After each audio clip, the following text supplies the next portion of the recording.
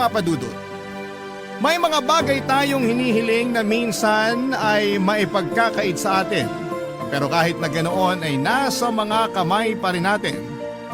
Kung paano natin patatakbuhin ang ating buhay base sa mga biyaya at suliraning ibinibigay sa atin ng may kapal. Ako po si Honey, 40 years old at isang housewife. 15 years na akong kasal sa asawa kong si William. 22 years old ako noong naging boyfriend ko siya samantalang siya naman ay 27 years old. Nakilala ko si William sa pamamagitan ng pinsan ko, dati silang magkaklase sa kolehiyo, na naging magkaibigan matapos silang makapagtapos. Inireto ako ng pinsan ko kay William at sinubukan niya akong ligawan noon ng ilang buwan. Dahil maganda ang personality nito, ay umaapaw ang kabaitan ni William, Papa Dudut. Kaya naman masasabi ko na napaka-swerte ko. Sinagot ko siya at tumagal ang relasyon namin ng 3 taon bago kami nagpakasal. Naging maganda, Papa Dudut, ang buhay mag-asawa namin ni William. Pareho naming inaalagaan ang isa't isa, kung ano ang pagsasakripisyo at pagmamahal na ibinibigay ng isa sa amin ay ibinabalik namin ito ng buo at sobra pa. Yun ang naging dahilan kung bakit naging maayos ang samahan namin ng 15 taon. Pero sa kasamaang palad ang kagustuhan naming bumuo ng isang pamilya ay nahirapan kaming tuparin. Hindi kasi kami makabuo-buo. Ilang beses kaming sumubok na magkaanak pero lagi kaming bigo, Papa Dudut. Dumaan ang mga taon, sa ika-10 anibersaryo namin ni William bilang mag-asawa, ay nag-decide kaming tumigil na sa pag-expect at tinanggap na lamang namin ang kapalaran namin na hindi na kami magkakaanak pa, Papa Dudut.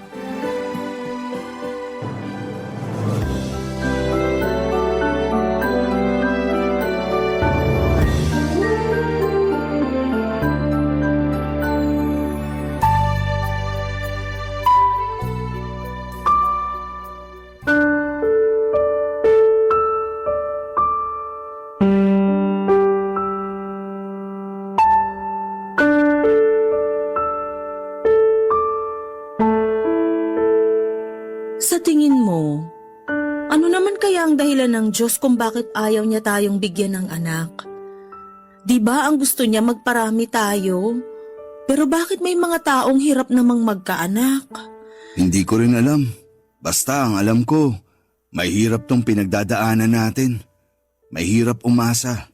Mahirap ang maghintay. Isa sa mga pangarap ko sa buhay ay yung araw na makita kitang kalong-kalong mo ang anak natin. Pero kung wala talaga, siguro kailangan na lang talaga nating tanggapin kung ano man ang kapalaran natin. Ay, masama ba tayong tao? Hindi ba natin deserve magkaroon ng anak? Hindi, wag mong isipin yan. Wala tayong ginagawang masama. Wala tayong inaapakang tao. Wala tayong kasalanan. Kaya wag mong isipin na kaparusahan ang ginagawa sa atin dahil lang hindi tayo magkaanak. Kailanman, hindi magkakaroon ng masamang hangarin ng Diyos sa atin. Hindi niya tayo bibigyan ng problemang hindi natin kayang lutasin. Pero bakit? Bakit ganitong klaseng problema pa ang binigay niya sa atin? Hindi ko alam pero nakakasiguro ako na may purpose ang Diyos kung bakit hindi niya tayo binigyan ng anak. Anong klaseng purpose naman yun? Lahat tayo ay may kanya-kanyang trabaho sa mundong to. At sa tingin ko, ang trabaho nating mag-asawa ay ang makatulong sa isang batang nangangailangan ng magulang. Anong ibig mong sabihin? Maraming batang walang magulang ngayon na nangangailangan ng mag-aaruga sa kanila. Marami ding mag-asawa ang walang anak katulad natin. Siguro ang layunin ng Diyos para sa ating dalawa ay tumulong na mabigyan ng magulang ang mga batang mag-isa na lang sa buhay. Anong gusto mong sabihin? Gusto mo bang mag-ampon tayo ng bata? Oo sana. Yun na lang talaga ang naiisip kong paraan para magkaroon tayo ng anak. Naisip ko na rin yan. Pero nag-aalangan ako dyan eh. Bakit naman? Kasi, paano kung hindi natin magampanan ng maayos yung pagiging magulang natin sa bata? Siyempre iba pa rin yung pagmamahal na ibibigay mo sa totoo mong anak kesa sa anak na alam mong hindi naman galing sa'yo. Hindi naman natin kailangang isipin na anak ng iba yung batang aampunin natin eh. Ituturing natin siya bilang totoong anak. Ituturing natin siya na galing sa atin. Kung sakali mang mag-ampon nga tayo, sasabihin ba natin sa bata ang totoo na ampon siya? Mas maganda yun para sa bata. Sabihin natin ang totoo sa kanya habang bata pa lamang siya. Para sa ganun, hindi na siya magulat kapag nalaman niya ang totoo. Mas mabuti yun na wala tayong itinatagong sikreto sa kanya para magkaroon siya ng tiwala sa atin. Ano, gusto mo bang mag-ampon na lang ng bata? Pwede bang pag-isipan ko muna? Sige, hindi naman to basta-bastang desisyon eh. Pag-isipan mo to ng maigi dahil panghabang buhay na desisyon tong gagawin natin. Kapag ba pumayag ako, paano gagawin natin? May kakilala ako nagtatrabaho sa National Authority for Child Care. Siya ang nagsuggest sa akin na mag-ampon na lang tayo ng bata dahil maraming bata ngayon ang nangangailangan ng kalinga. Tutulungan niya tayong mag-adapt ng bata kung sakali mang pumayag ka na. Sige, bigyan mo ko ng ilang araw para makapag-isip-isip. Habang ginagawa mo yan, paano kung mag-adapt na lang muna tayo ng aso? Gusto mo ba? Aso? Oo, maging fur parent muna tayo para hindi tayo mabigla. Alam ko na bawal tayong magkaaso noon dahil allergic ang mama mo sa mabalahibo. Pero ngayong nakabukod na tayo, pwede naman na siguro tayong mag-alaga ng hayop. Parang magandang idea nga yan. Uy, gusto ko ng husky kasi ang ganda ng breed na yun. Pero mahal, ang nasa isip ko sana Aspin yung i-adapt natin. Aspin? Oo, yung mga asong Pinoy, yung walang breed. Marami rin kasing aso ang napapabayaan ngayon dahil sa mga taong hindi marunong mag-alaga eh. At least, kapag nakapag-adapt tayo, makakatulong tayo sa mga asong walang nag-aalaga sa kanila. Pwede rin naman yan. Sige, yan na lang muna ang gawin natin. Pumapayag ka? Oo, subukan muna nating mag-alaga ng aso. Salamat, mahal. Matagal ko na talagang gustong magkaroon ng aso. Ganon na nga po ang ginawa namin ni William Papadudut. Nag-adapt muna kami ng aso para maging anak namin. Isa ito sa mga preparasyon na sinubukan namin para hindi kami mabigla sa pagkakaroon ng anak. Chi ang ipinangalan namin sa aso na isang aspin mula sa isang shelter na nag-alaga ng mga stray dog. 1 taong gulang na siya nung nakuha namin ito. Magandang aso si Chi Papadudut. Puti ang kulay nito na may kaunting caramel spots sa batok papunta sa magkabilang tenga. Sobrang cute ni Chi kahit na wala siyang breed. Binaby namin siya at itinuring na parang tunay na anak. Ginastosan namin siya mula sa dog food, grooming, maging laruan at damit ay meron siya. Hindi lang aso para sa amin si Chi kundi parang tao na rin ang naging turing namin sa kanya. Isa sa mga pinakamasayang tao na siguro si William nung dumating sa buhay namin si Chi. Dahil sa kanya ay naramdaman namin ang pagiging buo ng pamilya namin. Lumipas ang mahigit 1 taon ay naisip ko noon na kaya ko nang mag-alaga. Hindi lang ng aso, kundi ng tao. Kaya naman pumayag na ako sa kagustuhan ni William na mag-adopt ng baby. Sa isang foundation kung saan nagtatrabaho ang kaibigan ni William, ay nag-inquire kami sa proseso kung paano ang mag-ampon ng bata. Una naming binuo ang requirements tulad ng marriage certificate, police clearance, health certificate at income tax return. Kailangan din magpasa ng letter of recommendation at psychological evaluation para mapatunayan na fit talaga kami ni William na mag-alaga ng bata. Matagal ang naging proseso ng adoption, Papadudut. Para na rin akong nagdalang tao dahil sa mga buwang hinintay namin bago na finalize ang lahat. At matapos ang mahabang paghihintay ay dumating din sa buhay namin ang isang batang matagal na naming hinihiling, Papadudut.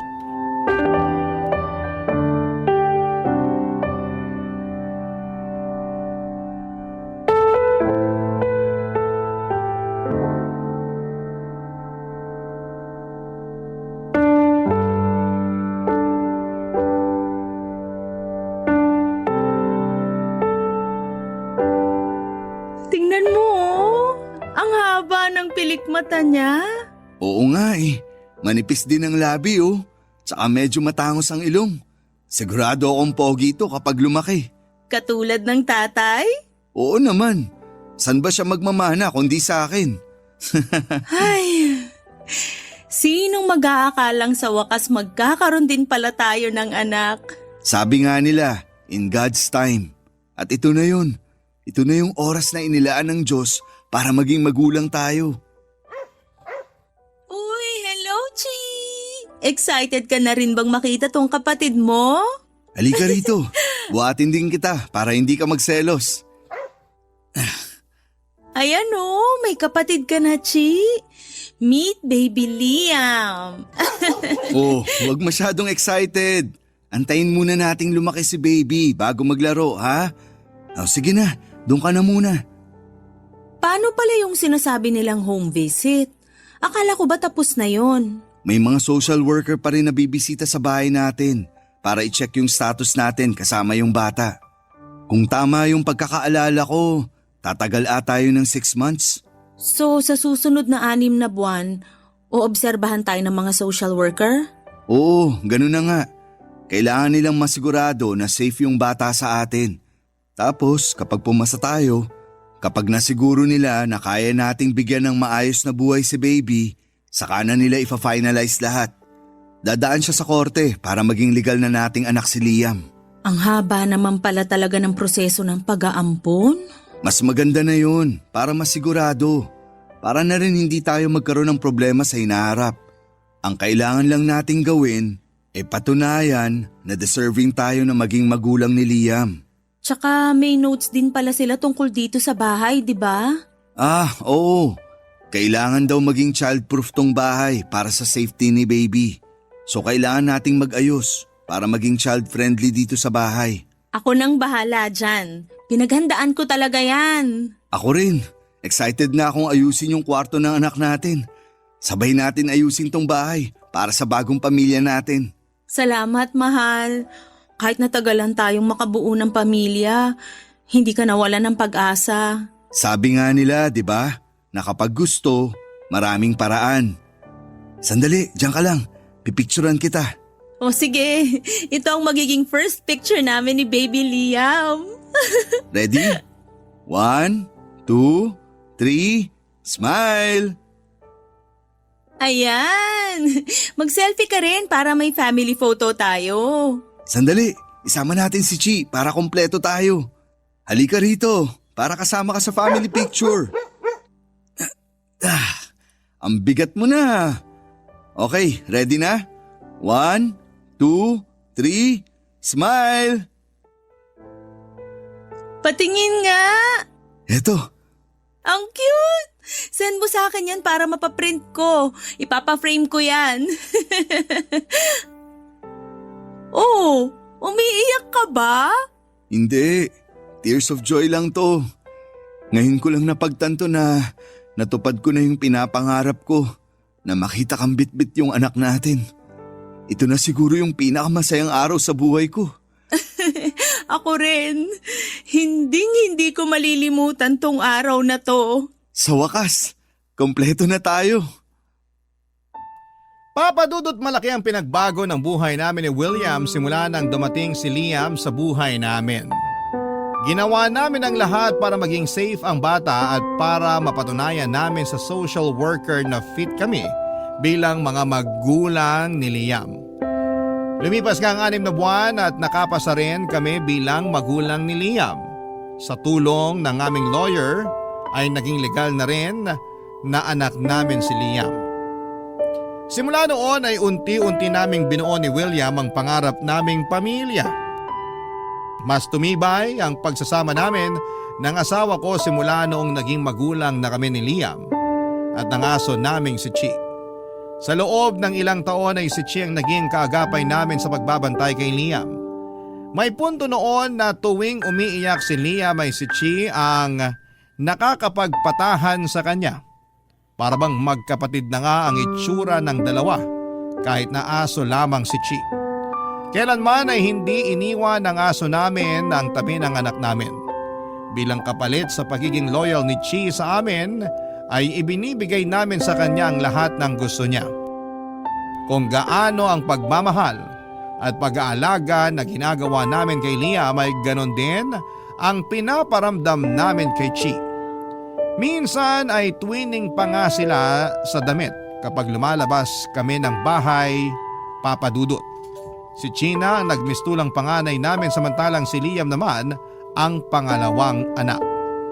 Hanggang sa dumating ang pandemic noong 2021. Pareho kaming nawala ng trabaho ni William. Sa loob ng mahigit isang taon ay umasa lamang kami sa emergency fund naming dalawa habang naka-lockdown ng buong Pilipinas. At nung lumuwag ang restriction ay sa halip na maghanap ulit ng trabaho, ay naisipan namin mag-asawa na umuwi na lamang sa probinsya at doon ay pagpatuloy ang masayang buhay namin. Papa Dudut. Barangay Love Stories. Barangay Love Stories. Papa Dudut, sa Isabela ang probinsya namin. Doon ako lumaki kasama ang dalawa kong kapatid. Noong namatay ang mga magulang namin ay nahati ang kanilang ari-arian sa aming tatlo. Sa akin napunta ang family house namin samantalang naghati naman ang dalawa ko pang kapatid sa sakahan na pagmamay-ari ng pamilya namin. Habang bubuo ako ng pamilya noon sa Maynila ay iniwan ko muna sa pangangalaga ng kapatid kong si Kuya Nestor ang family house namin. Simula noon na siya na ang tumira doon kasama ang sarili nitong pamilya. Samantalang isa ko pang kapatid ay ibinenta ang lupang nakapangalan sa kanya para gamitin ang pera sa pag-abroad nito. Papadudot ang buhay nila Kuya Nestor ay malayong malayo sa buhay naming mag-asawa. May 9 silang anak at tanging si Kuya lamang ang nagtatrabaho sa kanilang pamilya bilang construction worker. Isang kahig isang tuka na maituturing ang kanilang buhay. May pagkakataon noon na sa akin umuutang si Kuya Nestor at bilang wala naman akong pinagkakagastosan noon ay pinapahiram ko sila ng pera hanggang sa nagpatong-patong na lamang ang utang nila sa akin. Ako rin ang nagpaaral sa pangalawan nilang anak na hindi rin nakapagtapos dahil mas pinili nitong sumama sa barkada. Nung umuwi kami sa Isabela ay masaya kaming sinalubong ng pamilya ni Kuya Nestor. Pero ang tuwang nararamdaman nila ay napalitan ng pag-aalinlangan. Noong nalaman nila ang balitang doon na kami titira ng sarili kong pamilya, Papa Dudut.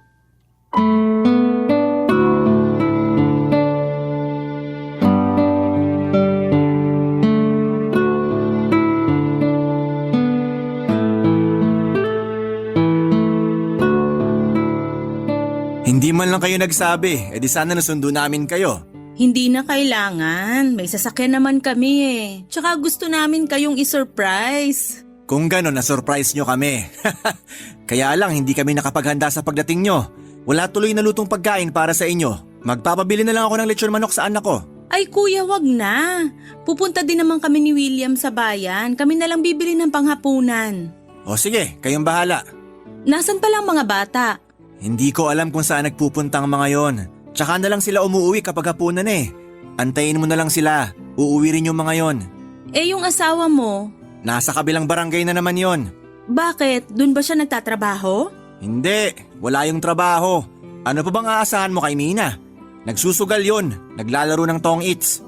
Ayan ang sinasabi ko sa inyo eh. Wala na nga kayong makain. Mas inuuna niyo pa ang pagsusugal. Hayaan mo na. Yun na nga lang ang tanging libangan niya eh. Siya rin naman na nag-aasikaso sa mga anak namin buong maghapon. Kaya pinagbibigyan ko na lang siya. Ay, nako. Sino nga pala gumagamit ng kwarto sa taas? Yung mga babae, sina Teresa, Angeli at Camille.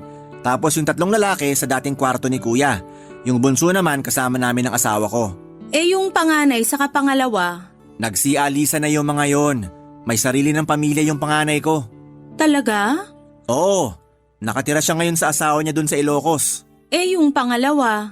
Yung pangalawa naman yung pinag-aral mo tapos hindi nakapagtapos. Hindi ko na alam kung saang parte ng Pilipinas nakatira yon. Hala, bakit naman? Nakipagtana ng gaga. Sumama sa nobyo niyang mas matanda sa kanya ng 10 taon.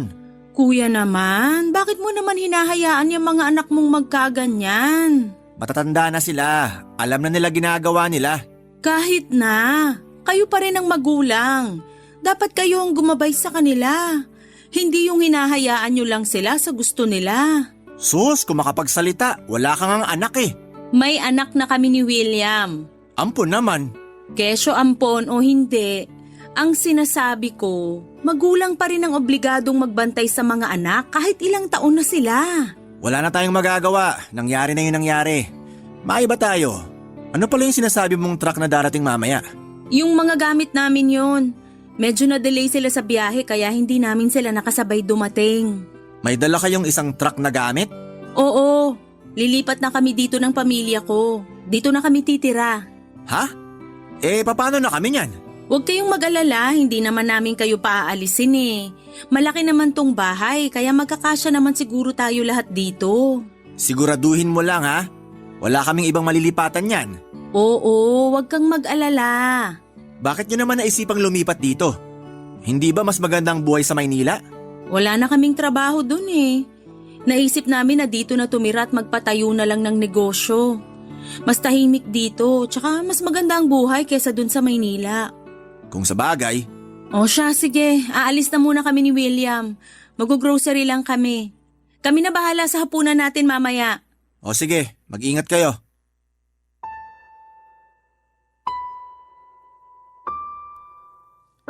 Pagkarating namin sa probinsya ay agad naming inayos ang plano naming pagpapatayo ng sarili naming convenience store. Medyo malayo sa bayan ang bahay namin, Papa Dudut. Kaya kinailangan pa naming maghanap ng pwesto kung saan ay maraming tao at walang masyadong kakompetensya. Kasabay nito ay agad ding naghanap ng trabaho si William. Dahil maganda naman ang work experience nito ay mabilis siyang nakuha sa trabaho. Samantala mas pinili ko namang maging stay-at-home mom na lamang para mabantayan sina Liam at Chi sa bahay. Dahil malaki-laki naman ang family house namin, ay hinayaan ko na lamang ang pamilya nila Kuya Nestor na manatili doon. Sa mga unang buwan ng pagsasama ng dalawang pamilya namin sa iisang bahay ay naging maayos naman ang dynamics namin. Mabilis kaming nakapag-adjust sa buhay sa probinsya. Pero kalaunan ay unti-unti kong napapansin ang mga hindi magagandang ugali ng pamilya nila Kuya Nestor. Ang mga anak ni Kuya na pawang teenager ay lagi noong nag-aaya ng barkada sa bahay para mag-inuman. May sarili kasi kaming garahe kaya malawak ang pwesto nila para mag-inom. Hinayaan ko lamang ito noong una hanggang sa ginabi-gabi na nila ang pag-iinom kahit na may pasok sila kinabukasan. Sa kabilang banda naman ang mga babaeng anak ni Kuya ay nagdadala ng lalaki sa bahay at doon sila naglalampungan. Hindi ito nakikita ng mga magulang nila dahil nasa trabaho si Kuya Nestor samantalang laging nasa sugala naman ang asawa nito. Hindi ko na noon natiis ang mga nakikita ko kaya kinausap ko ang kapatid ko tungkol sa mga ginagawa ng mga anak nila, Papa Dudut.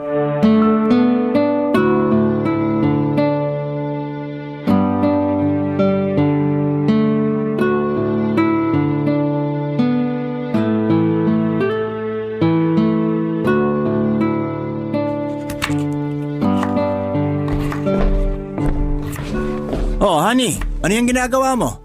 Nagpe-prepare na ako ng sahog para sa ulam na lulutuin ko mamaya. Ang aga naman. Ano bang lulutuin mo? Adobo.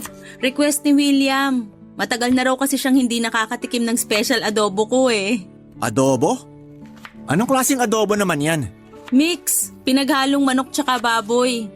Paborito kasi to ni William, lalo na kapag may kasamang patatas at hard-boiled egg. Uy, kakaiba yan ha.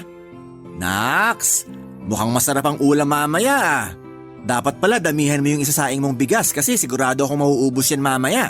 Masarap talaga to kasi special recipe ko to. Ito kaya ang dahilan kung bakit na-inlove sa akin ang asawa ko. Pwede ka ba magtabi niyan para mamaya? Para mamaya? Bakit? Sinong ipagtatabi mo? Magiinuman kasi rito mamaya yung mga barkada ni Arnold eh. Wala silang pulutan. Mukhang madami naman yung lulutuin mo eh kaya ipagtabi mo na lang sila. Madami to kasi madami tayong kakain. Pati ba naman pulutan nila, poproblemahin ko pa? Konti lang naman eh. Na-budget ko na to para sa ating lahat, kaya sakto lang tong lulutuin ko. Paano yan? Wala silang pupulutanin mamaya. Aba, hindi ko na problema yon. May pang-inom sila tapos wala silang pambili ng pulutan? Hindi ka na naawa sa mga bata. Ay, hindi ako maaawa sa mga ganyang bagay. Nadadamay na sila sa mga ulam na niluluto ko at sapat na yun. Pati ba naman pulutan sa akin iaasa? Sa susunod, wag silang mag-inom kung wala silang pambili ng pulutan nila. Di wag ka na magtabi. Ang dami mo namang sinabi. Nakikisuyo lang naman ako eh. Kasi naman, bakit mo hinahayaan yung mga anak mo na araw-araw nagiinom? Hindi yan maganda sa kalusugan. Mga binata ng mga anak ko. Natural magiinom at magbabarkada yung mga yan. Parte yan ng pagbibinata. Parang hindi ka naman dumaan dyan. Hindi natural yun, kuya. Okay lang yung uminom paminsan-minsan, pero yung araw-araw? During weekdays pa at may pasok sila kinabukasan? Hindi naman apektado ang pag-aaral nila eh. Anong problema dun? Ang problema doon, bukod sa maaga nilang tinutusta ang mga atay nila, gastos yung ginagawa nila. Sa halip na yung pera na pambili ng alak, ibili sa mga importanteng bagay, di sana nakakatipid pa kayo ng asawa mo. Bakit mo ba pinoproblema yan? Hindi naman ikaw ang gumagastos sa pang-inom nila. Pulutan nga, ayaw mo magbigay eh. Tapos nangingialam ka pa dyan? Hindi ko sila pakikialaman kung hindi ako nadadamay. Kung walang-wala kayo, kanino ba kayo humihiram ng pera? Hindi ba sa akin? Ngayon, isusumbat mo na yung pagpapahiram mo ng pera sa akin. Hindi ko sinusumbat yon. Gusto ko lang ipunto na ayusin niyo yung mga priority niyo sa buhay. Tingnan mo nga anong oras na. Nasaan yung asawa mo? Nandun pa rin sa sugalan. Alam mo may pagka-intermitida ka rin eh. Huwag mong pakialaman tong pamilya ko. Hindi ko naman pinapakialaman ng pamilya mo ah. Hindi nga, pero para sa ikabubuti niyo naman tong ginagawa ko. Nasa iisang bahay tayo kaya kailangan tayong magtulungan. Tulungan mo na lang ako kapag nagpapatulong ako sa'yo. Pero kapag hindi ko kailangan ng tulong mo, manahimik ka na lang. Grabe ka, kuya. Ikaw yung grabe. Magluto ka na nga lang dyan. Papadudot, nakakalungkot na minasama ni Kuya Nestor ang pagbibigay payo ko sa kanya. Sa tingin ko ay may karapatan naman akong pagsabihan sila dahil una, ako ang may-ari ng bahay na tinutuluyan nila at pangalawa ay kapakanan lang din naman ng pamilya niya ang concern ko. Pero kahit na napagsabihan na ay wala pa rin nagbago sa mga hindi magagandang asal nila, Papadudot. Sa katunayan ay mas lumala pa nga ito na para bang sinasadya nila ang mga ginagawa nila. May pagkakataon noon na nagpapasaring na sa amin ang asawa ni Kuya Nestor.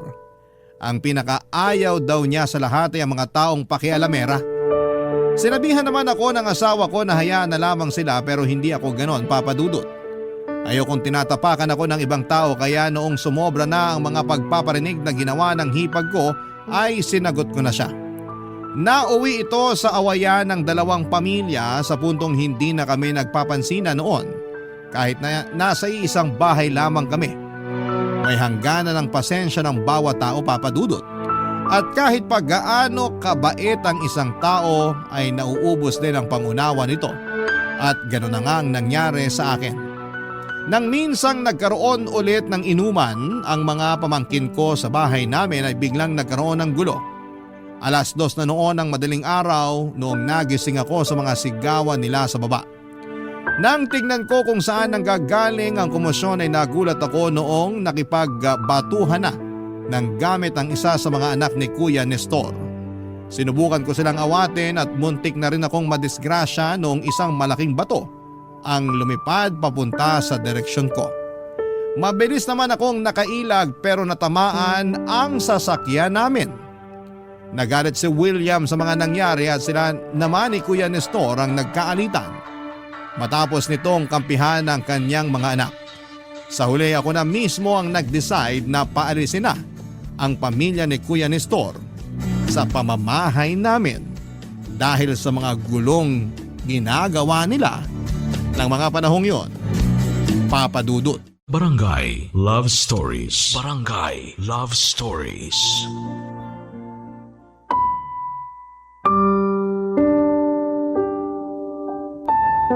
Papadudot, hindi na nagustuhan ni Kuya Nestor ang ginawa ko sa pamilya niya. Sobra na kasi noon ang mga nangyayari sa puntong nadadamay na ang tahimik naming pamilya. Kaya kahit ayoko man ay mas pinili kong paalisin na lamang sila para sa kabubuti ng sarili kong pamilya. Pero dahil sa ginawa ko ay nagtanim ng sama ng loob sa akin ang sarili kong kapatid. Pati na rin ang buong pamilya nito. Ganun pa man ay wala na silang magagawa dahil sa akin nakapangalan ang family house namin, Papa Dudut. May sariling lupa naman talaga si Kuya Nestor pero matagal na nila itong naibenta para mabayaran ang mga utang ng kanyang asawa sa pagsusugal. Pagkatapos nilang umalis sa bahay ay nangupahan sila malapit sa construction site kung saan nagtatrabaho si Kuya. Minsan tuwing nalalasing ang kapatid ko ay nagpupunta siya sa bahay para magwala. Kapag nangyayari yon, ay agad akong tumatawag ng barangay para hindi na mag-escalate pa ang gulo. Natatakot din kasi ako para sa kapakanan ng anak ko na noon ay bata pa. Hindi nga nagtagal ay tumigil din naman si Kuya Nestor sa panggugulo niya sa amin. Pero kahit na ganoon ay hindi natigil ang mga pasaring na ginagawa nila sa social media. Pinapalabas nila na wala akong awa at kaya ko raw tinalikuran ang sarili kong kadugo. Hinayaan na lang namin ni William yon dahil alam naman ng lahat ang ugali ng kanilang pamilya.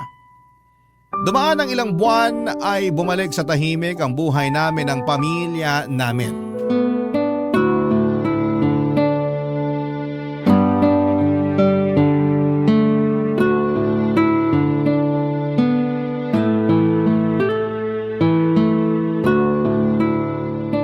Marami kang niluto para sa breakfast ngayon ah.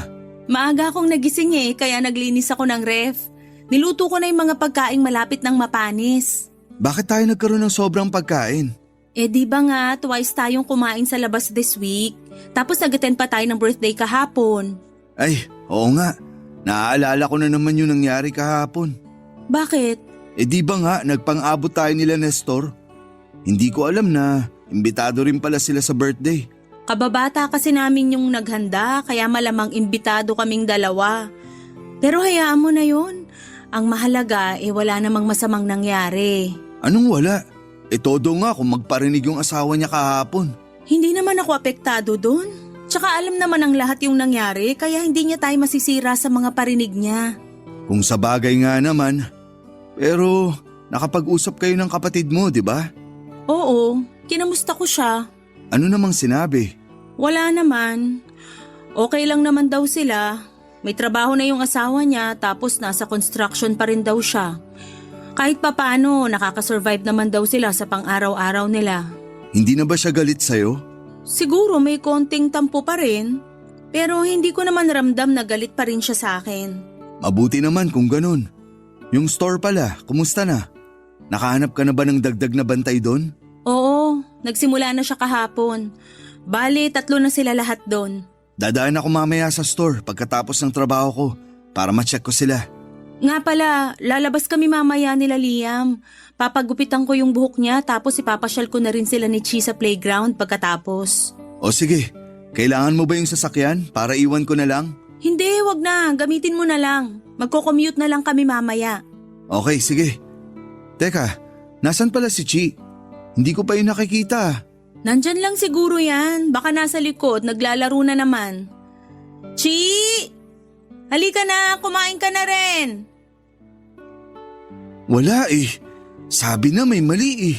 Kasi kapag ganitong breakfast, nandito na yun na umaaligid. Sandali nga. Chi! Check mo nga dyan sa likod, dyan sa may labahan. Chi! Chi! Wala eh. Wala siya dito. Wala? Hala, sa taas kaya? Wala siya doon. Doon ako galing eh. Hindi ko siya napansin doon bago ako bumaba. Sandali, check ko muna sa harap, baka nandun siya.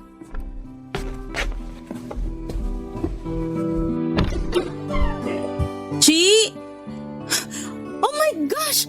William, bukas yung gate! Ha? Hindi mo ba sinara? Hindi pa naman ako ako lumalabas eh. Nandyan pa nga yung mga basura na ilalabas ko sana mamaya. Baka naman hindi mo na isara kagabi. Hindi, sinara ko yung gate kagabi. Yun yung last na ginawa ko bago ko umakyat para matulog. Bakit bukas yung gate?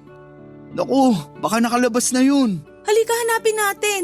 May mga nanguhuli pa naman dito ng mga asong gala kasi may city ordinance na bawal ang mga galang aso. Ako na lang maghahanap sa kanya. Dito ka na lang. Baka biglang magising si Liam, wala siyang kasama. O sige, itanong mo yung mga kapitbahay natin kung napansin ba nila si Chi.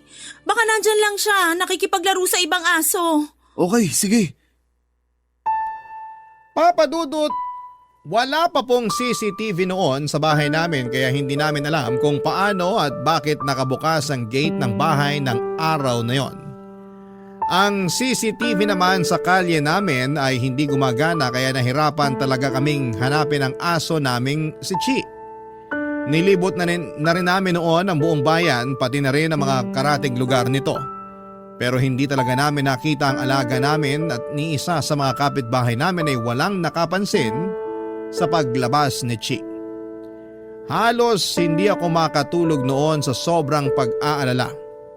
Lagi kong iniisip kung nakakain pa ba si Chi, kung may maayos ba itong tinutulugan o kung may buhay pa ba ito. Papadudod parang anak na ang turing namin ni William sa asong yon. Kaya naman labis ang lungkot na nararamdaman namin. Noong lumipas sa mga araw ay hindi pa rin namin siya nahanap. Nagpaskil na kami noon ng missing picture nito sa bawat barangay sa lugar namin. Araw-araw din kaming nagpo-post noon sa Facebook kung may nakakita ba sa kanya. Sa sobrang desperado namin ay willing pa kaming magbigay noon ng pabuya sa kung sino man ang makapagbabalik sa amin kay Chi. Pero sa kasamaang palad ay hindi namin muling nakita pa si Chi.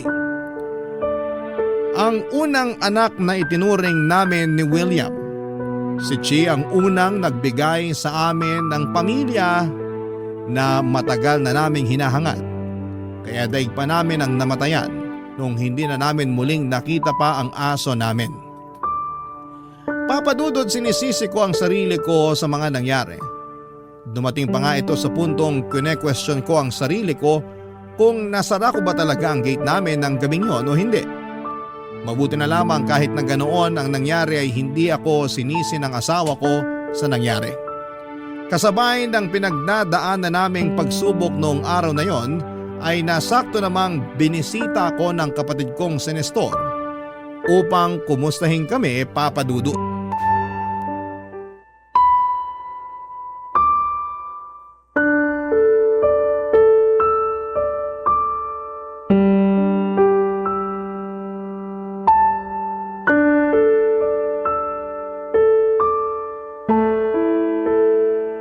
Mahal, bitawan mo muna yung cellphone mo para makakain ka na.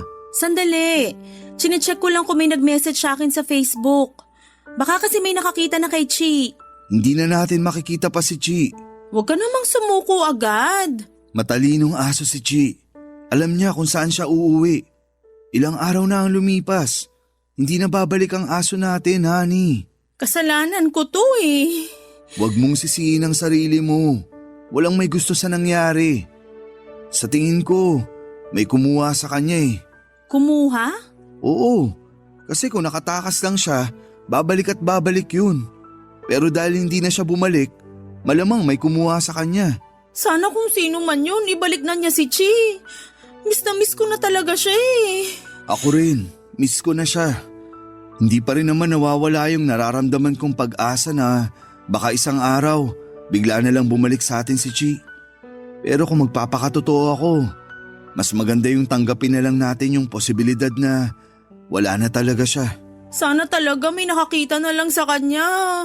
Para kahit papano mapanatag ako na may nag-aalaga sa kanya. Honey, nandyan ba kayo? May tao Tao yata. ba? Sino kaya Ako. yun? Sandali, check ko.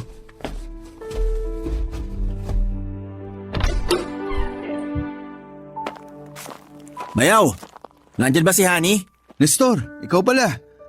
Oo, nandito siya. Bakit? Anong kailangan mo? May ibibigay lang akong ulam. Birthday ng anak ko napadaming niluto namin kaya naisipan ko na bigyan kayo ng pagkain. Talaga ba? Sige, halika. Pumasok ka. Salamat.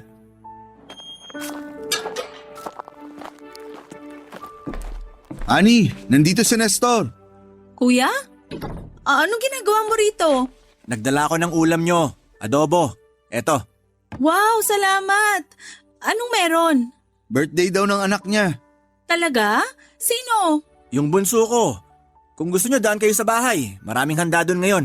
May inuman din bayaw kung gusto mo. Salamat, pero hindi ako umiinom eh. Enjoy na lang kayo. Ano naman tong dinala mo? Adobo. Nabanggit mo noon na paborito nyong adobo. Kaya naisip ko na dalhan ko kayo nito. Parang peace offering ko na rin sa inyo. Maikli lang ang buhay para magkatampuhan.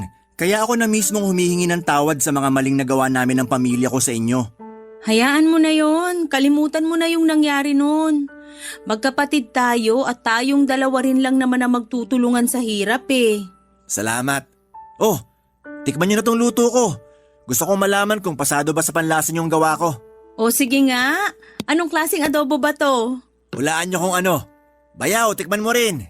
O sige. Anong klaseng karne to? Medyo mabuto siya tsaka parang medyo makunat. Sorry ha. Huwag ka ma-offend. Makunat ba? Karne ba to ng kambing? Masarap naman siya. Masarap ba? Hindi yan kambing. Hindi kambing? Eh ano to? Parang hindi naman to baboy o baka eh. Aso. Adobong aso yung kinakain nyo. Ano? Aso to? Pinakain mo kami ng aso? Hindi lang yan basta aso. Yan yung pinakamamahal nyong aso. Nawawala yung aso nyo, di ba? Ayan, nahanap nyo na siya. Anong sabi mo? Oh my gosh! Lintik lang ang walang ganti. Sinira niyong pamilya ko. Dahil sa inyo, lagi kami nag-aaway ng asawa ko. Kaya ito ang bawi ko sa inyo. Gago ka!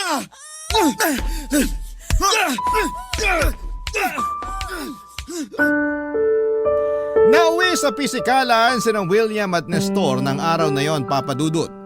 Kinailangan ko pang magpatulong sa mga kapitbahay namin para maawat ang pag-aaway ng dalawa. Sobrang nasaktan ako sa mga nalaman ko, Papa Dudut. Ang aso na inalagaan at minahal naming parang tunay na anak ay ginawa lang siyang pulutan ng kapatid ko para paghigantihan kaming mag-asawa. Ang malala ay ipinakain pa nito sa amin. Agad-agad naming ipinahuli si Kuya Nestor sa mga pulis at nagsampa kami ng reklamo sa kanya dahil alam namin ni William na meron ng Animal Welfare Act ngayon o ang pagbabawal sa pagpatay at pagmamaltrato ng mga hayop. Isang malaking krimen ang ginawa ni Kuya na pagpatay at pagluto ng aso. Nakulong si Kuya at saka siya pinagmulta. Ilang buwan matapos siyang madakip ay nabalitaan na lang naming nagkasakit pala siya sa kulungan na siyang naging sanhi ng kanyang pagkamatay. Hindi ko ninais na mangyari yon kay Kuya pero siguro ay karma na rin mismo ang gumawa ng paraan para maningil sa kasalanang kanyang ginawa. Papadudod para maibsan ang kalungkutan namin ni William sa pagkawala ni Chia ay muli kaming nag-adapt ng aso sa isang shelter. 2 aso ang kinuha namin na siyang nagsilbing bagong kapatid ng anak naming si Liam. Pagkatapos nito ay lumipat kami ng tirahan matapos ang nangyari para makalayo na kami sa pamilya ni Kuya Nestor. Ibinenta namin ang family house na nakapangalan sa akin at nagpatayo kami ng bago. Ngayon ay maayos at tahimik na ulit ang buhay namin, Papa Dudut. Nagsimula na mag-aral si Liam at masaya kami na habang bata pa siya ay nagsisimula na siyang matuto kung paano mahalin at respetuhin ang mga hayop sa kanyang paligid. Ito na po ang katapusan ng kwento ko at sana ay magsilbing aral sa bawat nakikinig ang nangyari sa aking kuya. Maraming salamat po sa inyo, ang inyong forever kapuso at kabarangay, Honey. Dear Papa Dudut, lahat daw tayo ay pwedeng magkamali at dahil walang perpektong tao, dapat daw na palagi tayong marunong magpatawad. Pero hindi lahat ng kasalanan o pagkukulang ay madaling kalimutan. Lalo na kung nag-iwan ito ng malalim na sugat sa mga puso natin. Magandang tanghali po sa inyong lahat at sa lahat ng kabarangay natin na nakikinig ngayon. Itago niyo na lamang po ako sa pangalang Elaine, 27 years old at nagtatrabaho sa isang insurance company dito sa Mandaluyong. Matagal na akong listener ng Barangay LS 97.1 at halos araw-araw ako nakatutok talaga at nakikinig sa inyo lalo na sa ganitong katanghalian. Kaya naman kayo rin po talagang naisip ko na kwentuhan at hinga ng payo tungkol sa bagay na gumugulo sa isipan ko. Lumaki nga pala ako sa isang simple pero hindi ko masasabing tahimik na pamumuhay. Kasama ko ang mga magulang ko sa bahay namin at madalas ko silang naririnig o nakikita na nag-aaway. Marami silang mga bagay na pinag-aawayan pero pinakamadalas ay ang pambababae ng tatay ko, Papa Dudut.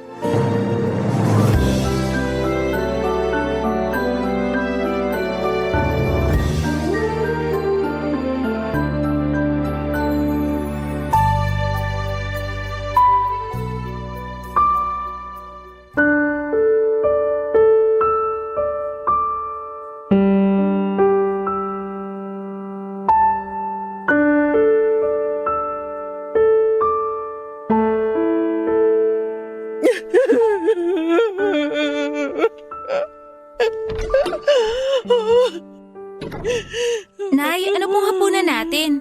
Nagugutom na po kasi ako, tsaka... Nay? Umiiyak po ba kayo? Nay, ano po nangyari? Bakit po kayo umiiyak? Elaine! Ang tatay mo! Wala na siya! Umalis na siya! Iniwan niya na tayo! Ano pong ibig niyong sabihin na iniwan niya na tayo? Umalis siya kanina at dinala niya na mga gamit niya. Ha? Pero bakit po yung ginawa ni tatay? Dahil ang sabi niya, buntis na raw ang kabit niya at kailangan niya ng panagutan yung babae na yon. May kabit na naman po si tatay? Oo, Elaine. Matagal ko nang alam yon at hindi ko lang sinabi sa'yo kasi ayokong masira ang atensyon mo sa pag-aaral. Matagal nang gustong makipaghiwalay sa akin ang tatay mo pero nakiusap lang ako sa kanya na huwag niya tayong iwanan. Na okay lang sa akin kahit may kabit siya. Basta uuwi pa rin siya dito sa bahay natin. Sabi ko naman po sa inyo dati pa eh. Na kung hindi na kayo masaya kay tatay, okay lang po sa akin na maghiwalay na kayo. Pero bakit naman po pumayag pa kayo na lokohin niya kayo ng paulit-ulit? Dahil ayoko ngang masira ang pamilya na to. Hindi mo ba naiintindihan yun? Gusto kong manatili tayong buo sa bahay na to. Kahit alam niyo na hindi na kayo mahal ni tatay? Oo! Ayos lang sa akin ang lahat basta magkakasama tayo. Ayos lang talaga sa akin. Kaya hindi ko maintindihan kung bakit kailangan pa tayong iwan ang tatay mo. Tanggap ko naman kahit nalaman kong buntis na ang kabit niya. Sinabi ko sa kanya na ayos lang kahit... Nay, naririnig niyo po ba yung sinasabi niyo? Ayos lang po talaga sa inyo kahit nabuntis ni tatay ang kabit niya? Wala na po ba talaga kayo natitirang respeto para sa sarili niyo? Hindi mo kasi ako naiintindihan, Elaine. Nay, mahal ko rin naman po si tatay. Pero hindi na po talaga tama ang ginagawa niya sa inyo. Kaya wala na rin ako nakikitang dahilan para mahalin at irespeto ko pa siya bilang tatay ko. Huwag mo gang sabihin yan! Tatay mo pa rin siya! Kung marunong siya magpakatatay, hindi siya aalis ng bahay na to. Hindi niya kayo lolokohin. At hindi siya magkakaroon ng anak sa ibang babae. Kaya gumising na po sana kayo. Huwag niyo na pong iyakan ng isang walang kwentang tao na gaya niya. Hindi ko kaya. Hindi ko kaya na mawala siya sa buhay ko, anak. Hindi ko kaya na mawala siya sa atin. Kakayanin niyo po, Nay. Kakayanin niyo para sa akin. Kakayanin po natin mabuhay nang wala siya. Pangako, hindi po ako mawawala sa tabi niyo. Gagawin ko ang lahat para mabuhay tayo nang wala si tatay sa bahay na to.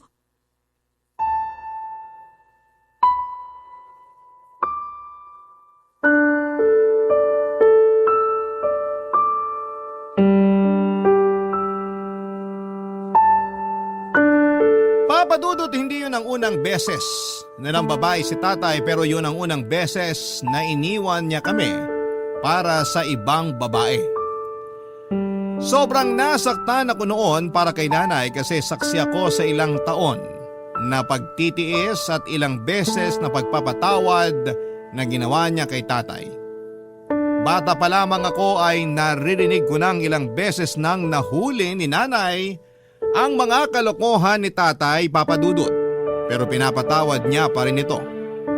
Ang sabi niya pa noon ay ginagawa niya yon para sa akin kasi ayaw niyang lumaki ako sa isang wasak na pamilya. Mula nang umalis si tatay sa bahay namin ay hindi na siya muling bumalik pa. Minsan nga ay uuwi ako sa bahay namin nang wala pa si nanay, tapos ay malalaman ko na lamang na pinuntahan pala niya si tatay at pinakiusapan niyang umuwi na ng bahay namin. Grabe, yung lungkot at sakit na nararamdaman ko noon para kay nanay. Dahil ilang beses ko siyang nakikitang umiiyak at tinatanong ang sarili niya kung saan ba siya nagkulang bilang asawa ng tatay ko. Pero sinabi ko kay nanay na hindi namin kailangan na ipilit ang mga sarili namin kay tatay. Kung ayaw na niya talaga sa amin ay kakayanin namin na mabuhay nang wala siya. Doon ako nagsimula na maging working student. Pinilit kong igapang ang pag-aaral ko at ilang pangangailangan sa bahay. Kaya lang ay nagkasakit naman si nanay at kinailangan namin ng pera dahil na-confine siya sa ospital. Labag man sa loob ko.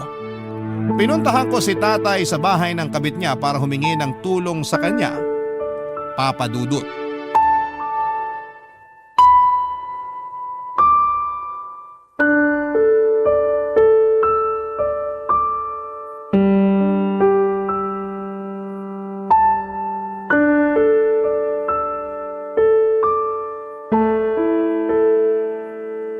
Tao po!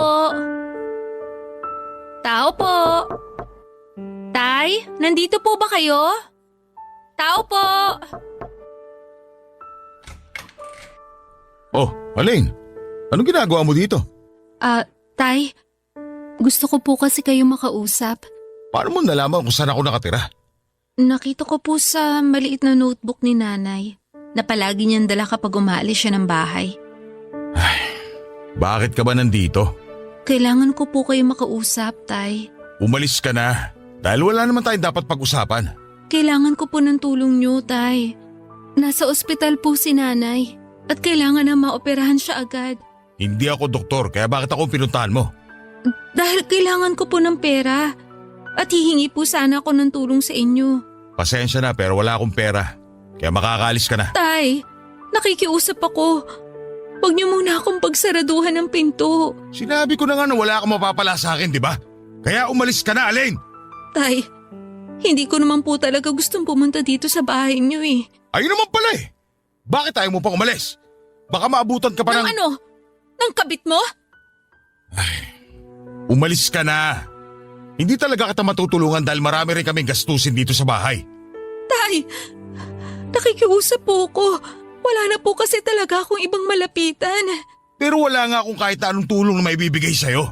Buntis sa kinakasama ko. Kaya gipit din kami sa pera ngayon. Gipit? Talaga? O sadyang wala ka na lang talagang pakialam kay nanay? Tay, baka nakakalimutan niyo na mag-asawa pa rin kayo ni nanay. Nag-usap na kami ng nanay mo. At alam niyang wala na ako responsibilidad sa kanya dahil tapos na ang lahat sa aming dalawa. Kasama po ba ako sa sinasabi niyong responsibilidad? Kahit hanggang ngayon at kahit kailan, hindi na magbabago na anak mo pa rin ako.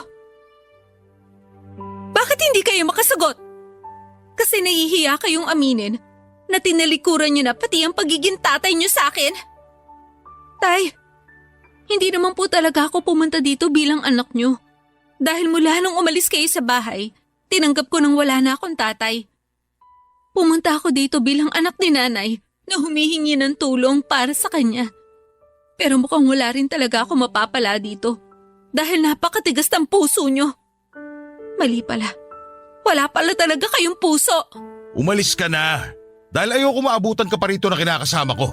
At baka makasama pa sa pagbubuntis niya kapag nakita ka niya. Buti pa sa pinagbubuntis ng kabit niyo, concerned kayo.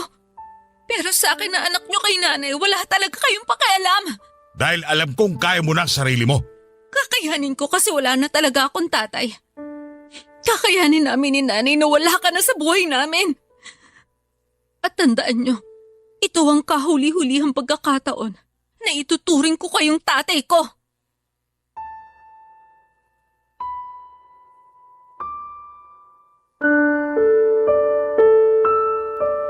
Papadudot nang sabihin ng doktor noon na kailangan na maoperahan si nanay sa lalong madaling panahon ay hindi na ako masyadong nakapag-isip noon.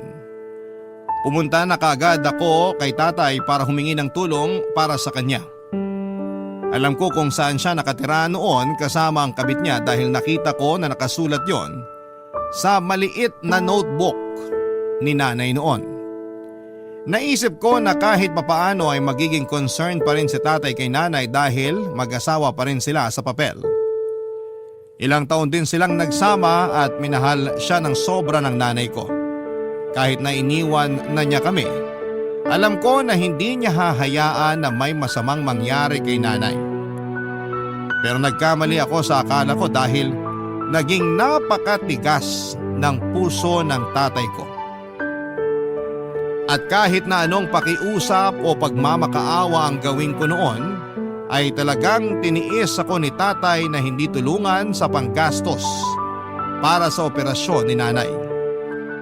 Papadudot hindi ako makapaniwala na wala na talagang natira ni katiting na pagmamahal si tatay para kay nanay.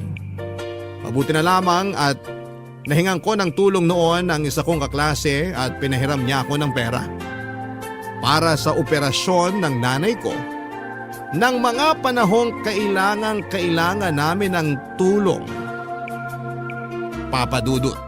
Barangay Love Stories. Barangay Love Stories.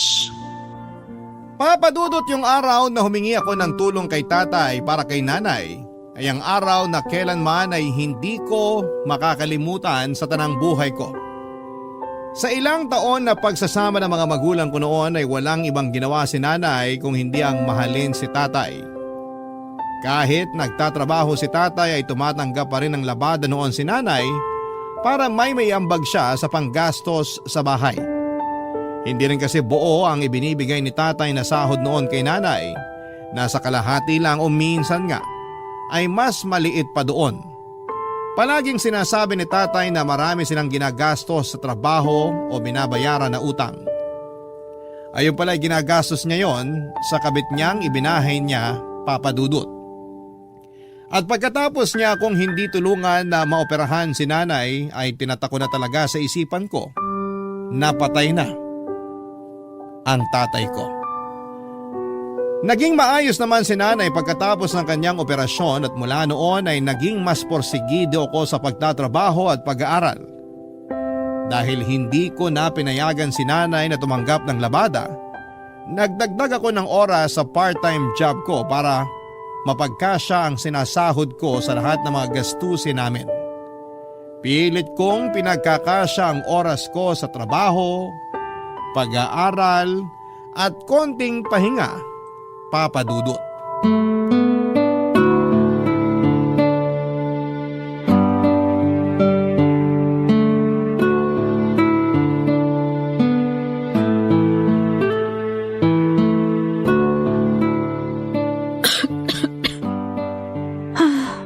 Ang hirap naman itong nire-review ko. Alin, anak? O Nay, bakit gising pa po kayo? Mag-aalas-dos na po na madaling araw ah. Hindi rin kasi ako makatulog, saka naririnig ko na rin kasi ang pag-ubo mo. Nagising po ba kayo dahil sa pag-ubo ko? Pasensya na po kayo kasi hindi ko rin po talaga mapigilan eh. Ayos lang. Hindi lang din naman talaga ako makatulog.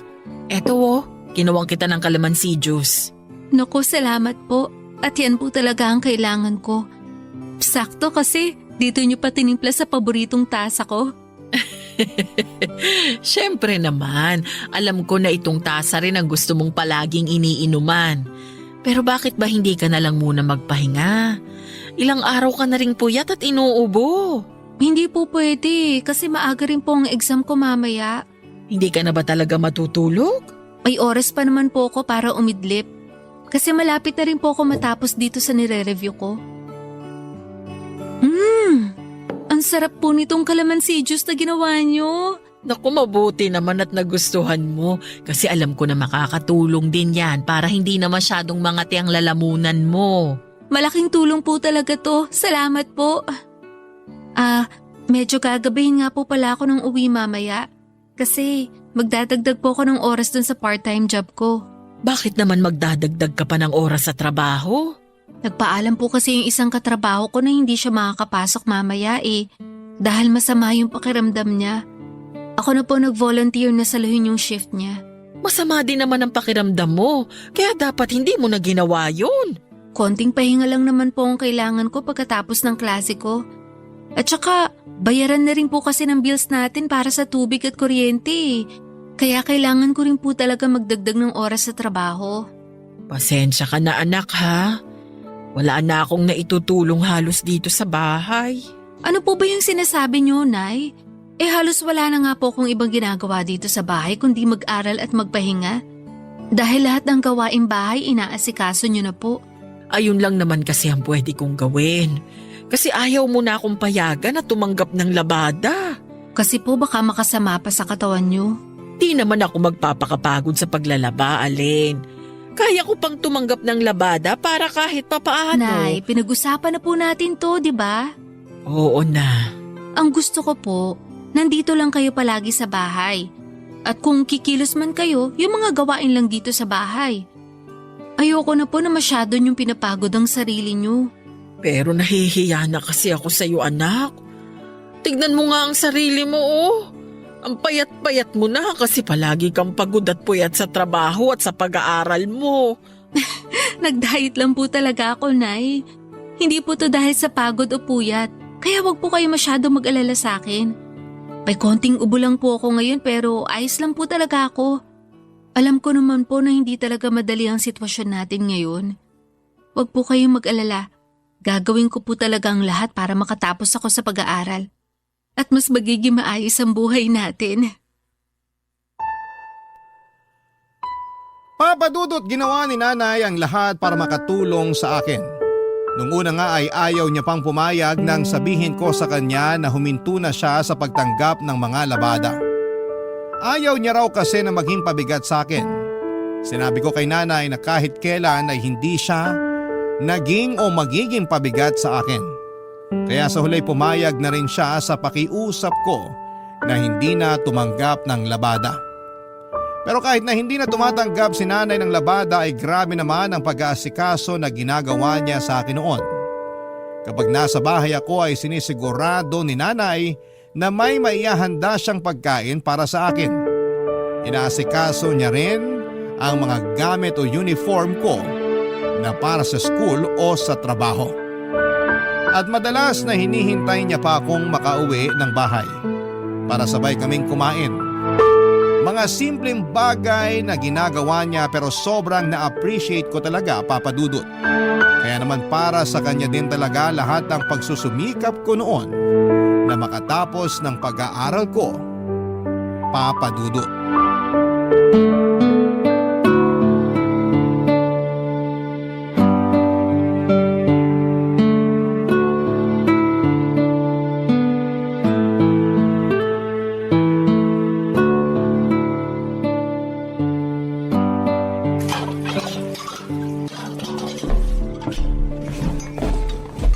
Alin, tulungan na kita dyan sa pagliligpit mo. Ayos lang po, Nay. Patapos na rin po ako dito. Sigurado ka ba? Opo, kasi mga baso na lang naman yung binabanlawan ko dito. Okay. Sige, pero napagod ka ba kanina sa pag-aasikaso ng mga bisita para sa celebration natin ng graduation mo? Hindi naman po, Nay. Kayo nga po ang iniisip ko kasi alam ko na kayo ang mas napagod. Dahil sa mga ginawa niyong pagluluto ng mga pagkain para sa handa ko. Sabi ko naman po kasi sa inyo mag-order na lang tayo ng mga pagkain eh. Mas makakamura kasi tayo kung ako ang magluluto.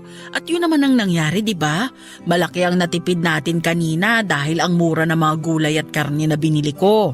Binenta ng mga suki ko ng mas mura ang mga paninda nila sa akin nung sabihin ko na para sa'yo yon, para sa graduation celebration natin ang pagtatapos mo sa pag-aaral. Talaga po, Nay? Oo. Nakakatuwa naman po sila. Sakto nga lang din po yung niluto nyo eh kasi konti lang yung mga bisita natin kanina. Sabi ko naman kasi sa'yo, imbitahan mo lahat ng kaklase mo para malaman nila kung gaano kasarap magluto ang nanay mo. Alam naman na po yun ng mga kaklase ko kasi madalas nyo akong pinapabaunan ng pagkain para sa lunch ko. At saka, busy rin po yung mga yon kasi may celebration din ngayon sa mga bahay nila. Pero thank you po kasi ang aga nyo pong nagising kanina para mamalengke at mag-asikaso ng mga lulutuin. Wala yun anak, hindi rin naman ako masyadong napagod. Sigurado po ba kayo? Parang narinig ko po kasi kanina na sinabi nyo kay Ninang na medyo sumasakit ang balakang nyo. Anak, hindi naman yun dahil sa ginawa kong pagluluto sa buong umaga.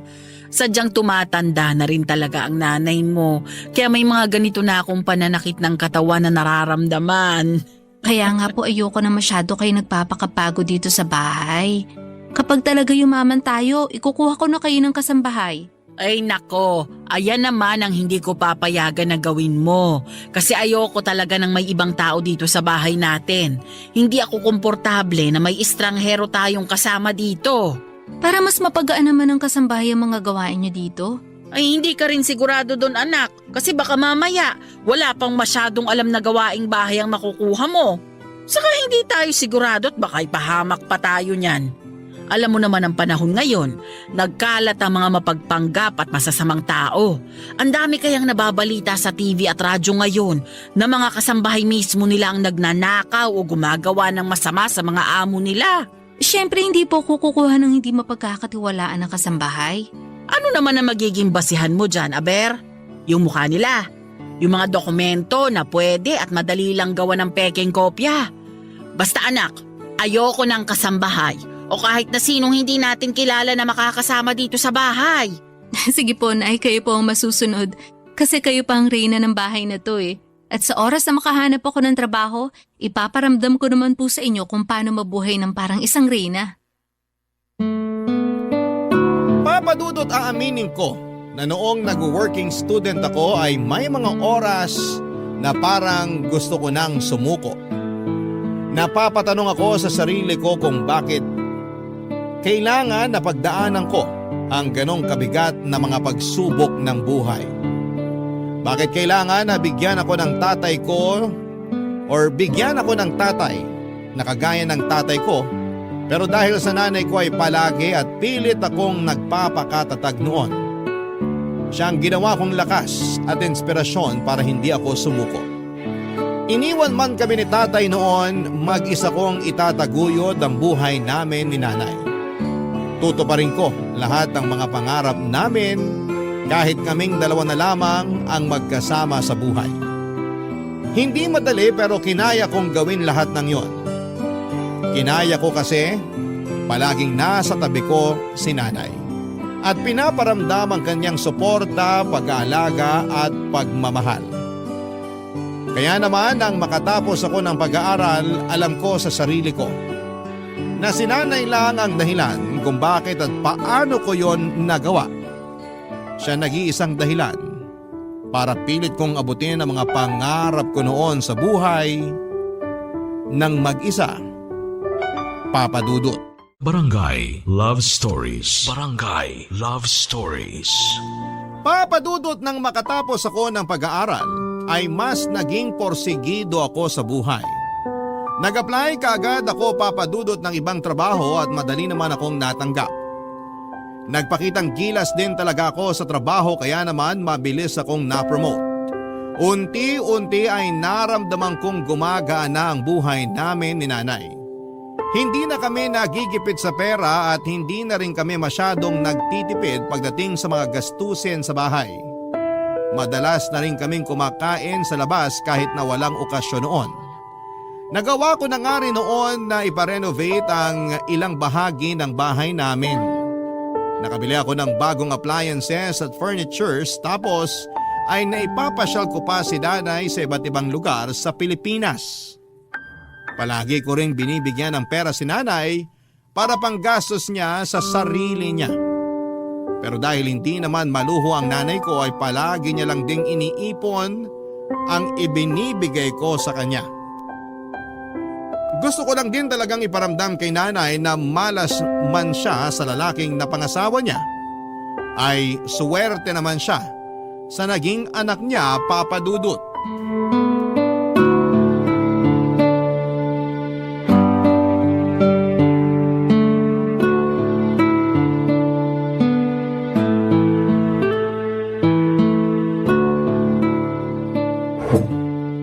Ang ganda naman ng tasa na to. May nakadrawing pa talaga na sunflower sa gitna. Sana meron din akong ganitong tasa. Nay, nasa kusina po ba kayo? Nagugutom na rin po kasi ako kaya... Sino ka? Ay, hello po. Good evening po, Ate Aline. Sino ka at bakit kilala mo ko? Ako po si Abigail. Kapatid niyo po ako. Kapatid? Ano ba yung sinasabi mo? Tsaka ano ba yung ginagawa mo dito sa loob ng bahay namin? At sino nagpapasok sa'yo dito? Abigail, anak? Uy, Alain! Alain, nakauwi ka na pala. Tay! Tita! Buti po nakauwi na kayo. Sakto! Kasi nandito na rin po si Ate Aline. Tay, siya po yung ate ko, di ba po? Yung nasa picture na nakalagay sa wallet niyo po. Yung palagi niyo pong kinukwento na maganda, mabait, at masipag na ate ko. Siya nga, Abigail. Siya ang kapatid mo, si Ate Alain. Sabi na nga ba sa'yo ni? Hello po, Ate Aline.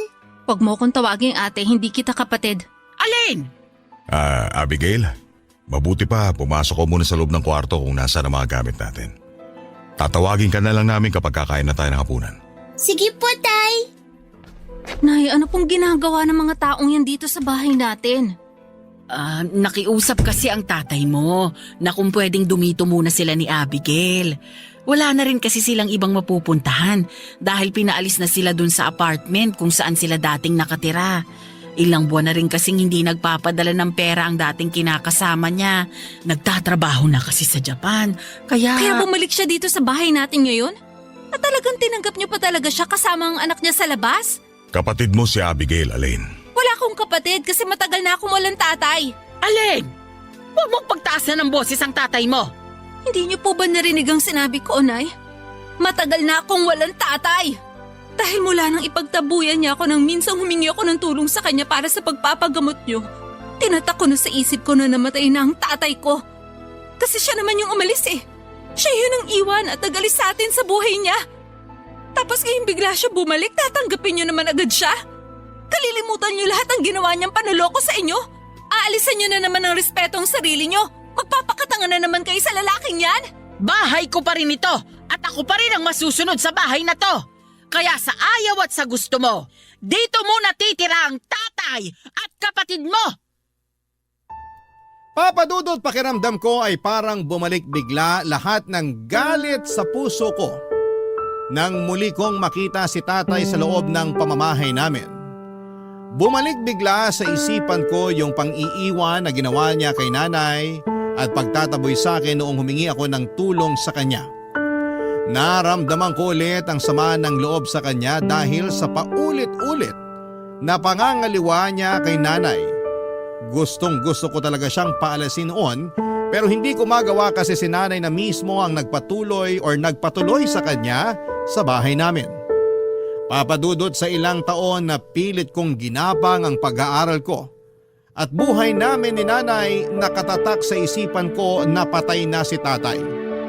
Dahil alam ko naman na noon na wala na akong kahit na anong aasahan mula sa kanya. Inalis niya kami sa buhay niya kaya dapat na rin namin siyang alisin sa buhay namin. Yung mga plano ko noon ay para sa aming dalawa na lamang ni nanay. Hindi na kasama doon si tatay kaya mabigat para sa akin na muli siyang makasama sa isang bahay kasama pa ang bunga ng kasalanang ginawa niya sa pamilya namin. Papa Dudut.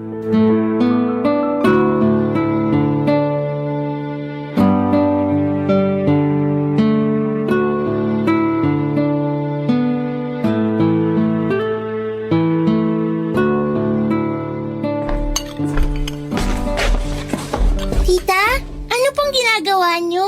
Pinagtitimpla ko ng kape ang kapatid mo. Kasi hanggang dito sa bahay, nagtatrabaho pa rin siya kahit araw ng Sabado. Ang sipag nga po magtrabaho ni Ate Alin. Palagi na lang siyang nakaharap sa laptop niya. Pero alam niyo po, ang ganda talaga ng tasa na to. Nagustuhan mo ba yan? Opo, ang cute kasi ng sunflower na nakadrawing dito sa tasa. Paboritong tasa yan ng ate mo. Talaga po? Oo, ito yung madalas na gusto niyang paglagyan ng mga tinitimpla ko sa kanyang inumin. Regalo ko rin sa kanya ito noong 15th birthday niya. At mula noon, ito na yung naging paboritong tasa niya. Kaya po pala parang espesyal sa kanyang tasa na yan. Ganun na nga, pero huwag kang mag-alala. Ibibili rin kita ng ganyan kapag may nakita na ako sa palengke. Yay! Thank you po, tita. Pero okay lang po ba kung ako nang magdala ng kape ni Ate Alin sa kanya? Sigurado ka? Gusto mong ikaw ang maghatid nito sa Ate Alin mo? Opo, okay lang po ba? Oo naman, sige. Eto, dalhin mo na tong tasa ng kape sa sala kasi andun ang kapatid mo. Sige po, ako na pong bahala dito. Salamat, Abigail. Pupunta lang din ako sa likod ng bahay. Tutulungan ko ang tatay mo sa paglilinis doon. Dadalhin ko na rin po tong tasa ng kape ni Ate Alin.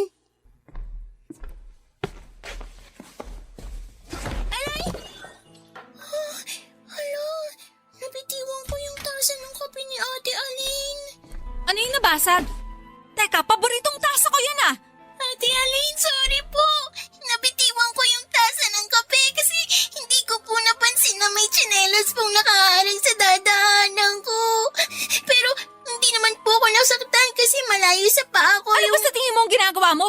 Hindi mo ba alam na regalo pa sa akin ni nanay ang tasang yan? Tapos babasagin mo lang? Ate Alin, hindi ko naman po talaga sinasadya. Sorry po. Anong hindi mo sinasadya? Halika nga dito! Aray ate, nasasaktan po ako. Bitiwan niyo na po ang braso ko. Alam mo, ikaw? Gawain mo rin talaga manira ng mga gamit dito sa bahay namin, no? Dahil ikaw din ang dahilan kung bakit nasira ang pamilya namin. Alam mo ba yon, ha? Ikaw ang sumira sa pamilya namin. Kaya dapat sa'yo tinuturuan ng leksyon para maputol agad yung mga sungay mo. Enrico, tama na po. Huwag niyo na po ako paluin. Tatay, tita, tulungan niyo po ako. Ayoko Ano bang nangyayari dito? Oh, Diyos ko! Alin! Anong ginagawa mo sa kapatid mo? Alain, bakit sinaktan mo ang kapatid mo? Abigail, halika na dito. Tay, Ayos ka lang ba? May masakit ba sa'yo? ayoko na po dito, tay. Umalis na po tayo. Ayoko na po sa bahay na to. Pagsabihan niyo yung batang yan. Nasasanay siya manira ng mga gamit dito sa bahay. Tay, hindi ko naman po talaga sinasadya na mabitiwan yung tasa ng kape. Kasi may nakaharang pong tsinela sa dinadaanan ko. Nasugatan ka? Napasok ko ba na mainit na kape? Hindi naman po ako nasugatan o napasok. Kaya lang, nagalit na po agad sa akin si Ate Alin. Hindi ko naman po talaga sinasadya na mabasag ang paborito niyang tasa eh. Alin! Ano na naman bang kinagagalit mo kay Abigail? Binasag niya lang naman ang paborito kong tasa, anay. Hindi naman sinasadya na kapatid mo na mabasag ang tasa mo, Alain. Kaya hindi mo na siya kailangan saktan. Pwede po ba? Huwag niyo na nga ulit-ulitin na kapatid ko ang batang yan dahil magkaiba kami ng nanay. Ako pa rin ang tatay niyo ni Abigail. At hindi mo na mababago yon. Matagal nang patay ang tatay ko. At hindi nyo na rin po mababago yun. Hindi nyo na po maaalis sa isip ko na inabandonan nyo kami ni nanay para sa kabit nyo at sa batang yan. Kaya wag nyo nang asahan na magbabago pa ang pakikitungo ko sa anak nyo. Kasi para sa akin, hindi ko siya kapatid at hindi ko siya ituturing na parte ng buhay ko.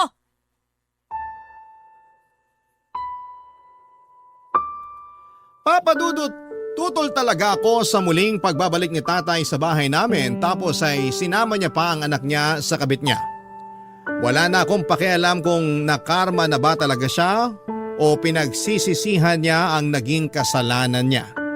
Dahil ilang taon siyang walang naging pakialam sa amin. Kahit sinabi niya na gusto niyang makabawi sa amin o sa akin na anak niya ay hindi na kailangan dahil hindi na maibabalik pa yung panahon na naghirap kami ni nanay ng dahil sa kanya. Matagal na pong patay si tatay para sa akin. Kaya wala na akong balak noon na makipag-ayos pa sa kanya.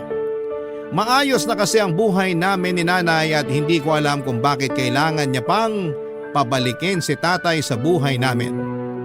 Pero kahit magkasama kami sa isang bahay ay hindi ko sila gaanong kinikibo ng anak niya. Walang dahilan para kausapin ko pa sila ng anak niya. Kaya naiinis ako kay nanay kapag nakikita ko na inaasikaso niya ang mga ito. Nung una nga ay pareho pa si tatay at Abigail na nasa bahay lang pero dahil sa pagpaparinig sa mga gastusin sa bahay ay muling nagtrabaho si tatay bilang barker sa malapit na sakayan ng jeep. Napakabigat din ang loob ko noon kay Abigail dahil siya ang bunga ng pagkakasalang nagawa ni tatay kay nanay. Alam ko na walang kasalanan ng bata pero hindi ko pa rin maalis ang bigat na nararamdaman ko para sa kanya. Hanggang ngayon ay nasa bahay pa rin namin sina tatay at Abigail at aaminin ko sa inyo Papa Dudut na hindi pa rin maayos ang pakikitungo ko sa kanila. Hindi nyo naman ako masisisi kung maging ganito ako sa kanila dahil sa mga pinagdaanan ko sa buhay. Nakakapagod, magalit, magdabog at magparinig. Pero hindi ko mapigilan ang sarili ko. Hindi ko mapigilan dahil ilang taon akong nahirapan ng dahil sa kapabayaan ni tatay sa amin noon. At sa totoo lang, hindi ko alam kung hanggang kailan ako magiging ganito. Ano bang dapat kong gawin? Dapat na ba akong magpatawad at kalimutan lahat ng kasalanan ni tatay? O dapat na umalis na lamang ako sa bahay namin para mabigyan ko ng peace of mind ang sarili ko? Hanggang dito na lamang po ang sulat ko at umaasa ako na makarinig ako ng payo mula sa inyo at sa mga kabarangay natin. Ang inyong forever kapuso at kabarangay, Alain.